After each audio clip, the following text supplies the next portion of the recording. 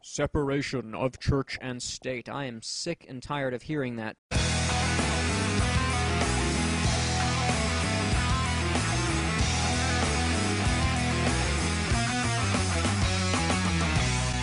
Actually, if it's okay with you, venomfangx, I would like to talk about it a little bit more.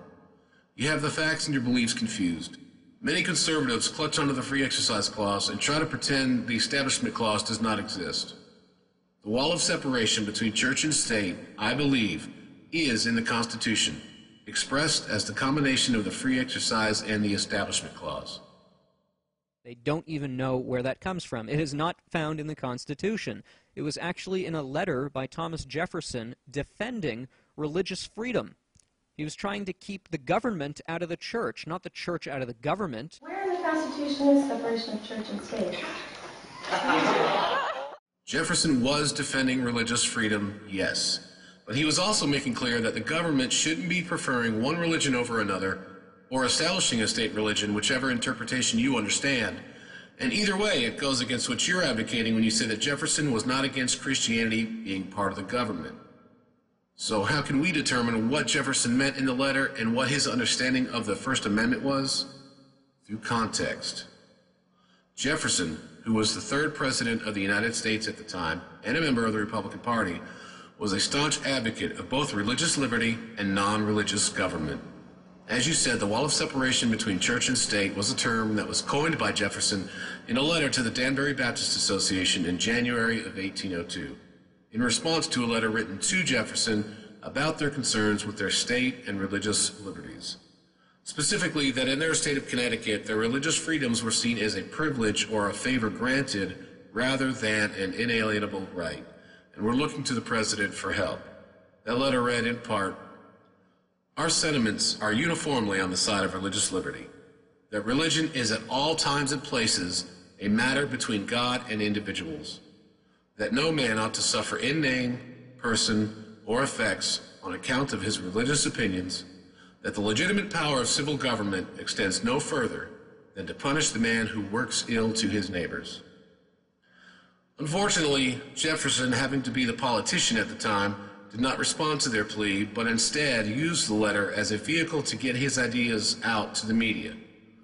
Instead of any state issues of separation, he dealt with the national issue, and drafts of the letter had even included attacks on the Federalists for their mixing of church and state with their presidential fast and Thanksgiving proclamations, calling them British, which is like people calling you a Nazi post-World War II. The important part of the letter for our purposes is not just the wall of separation, but also a few lines before it. Believing with you that religion is a matter which lies solely between man and his God, that he owes account to none other for his faith or his worship, that the legitimate powers of government reach actions only and not opinions. I contemplate with sovereign reverence that act of the whole American people which declared that their legislature should make no law respecting an establishment of religion or prohibiting the free exercise thereof, thus building a wall of separation between church and state. When we look at both letters in context, we can see that both the Baptists and the president basically had the same view. You stay out of our religion, we stay out of your government. Most conservatives today, however, have a knee-jerk reaction and claim, like you have, that the wall of separation is not in the Constitution. And while the words aren't, the intent is. In my opinion, the clear intent through the Establishment Clause, combined with the Free Exercise Clause, is to create a wall whereby government and citizens do not interact with each other on any issue that is religious in nature. Furthermore, while Madison did technically author the Bill of Rights, he initially opposed the idea because he never thought the U.S. would become powerful enough to really need a guarantee of individual liberties. However, when Washington and Jefferson and a few others voiced their support for a Bill of Rights, Congress listened.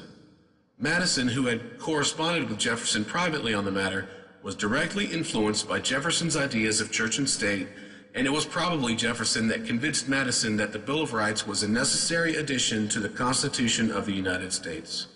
As a direct response to your claim that Jefferson was not against your religion being part of the government, I present you with part of the preamble of the Virginia Statute for Religious Freedom, authored by T. Jefferson, 1777.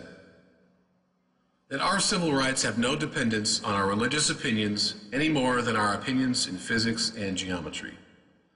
That therefore the proscribing any citizen as unworthy the public confidence by laying upon him an incapacity of being called to offices of trust and emolument, unless he profess or renounce this or that religious opinion, is depriving him injuriously of those privileges and advantages to which, in common with his fellow citizens, he has a natural right. That it tends only to corrupt the principles of that very religion it is meant to encourage, by bribing with a monopoly of worldly honors and emoluments those who will externally profess and conform to it. And he ended the preamble with these great words that every Christian should hear and ponder.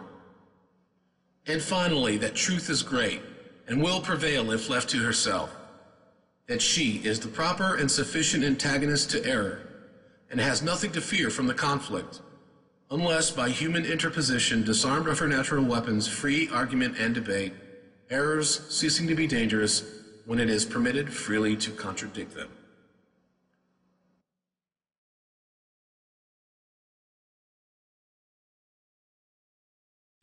Jefferson was not against Christianity being any part of the government. Jefferson was a deist, and in fact had pretty complex religious views. However, it's clear that he had a distaste for Christianity, and I seriously doubt he would have wanted Christian beliefs represented in the government. For example, in his book titled Notes on Virginia, written in 1871, he writes, "Millions of innocent men, women, and children since the introduction of Christianity have been burnt, tortured, fined, and imprisoned.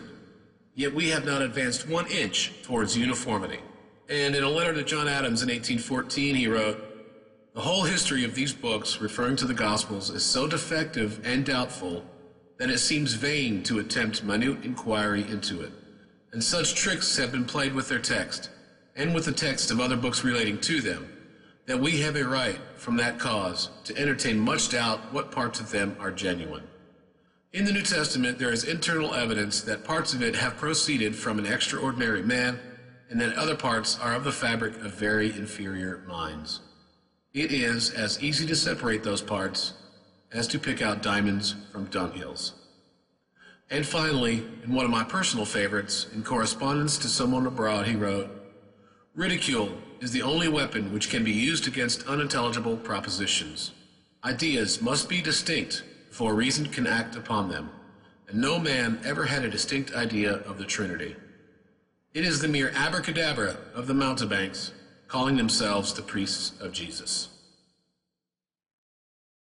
George Washington, Abraham Lincoln, devout Christians, founders of America.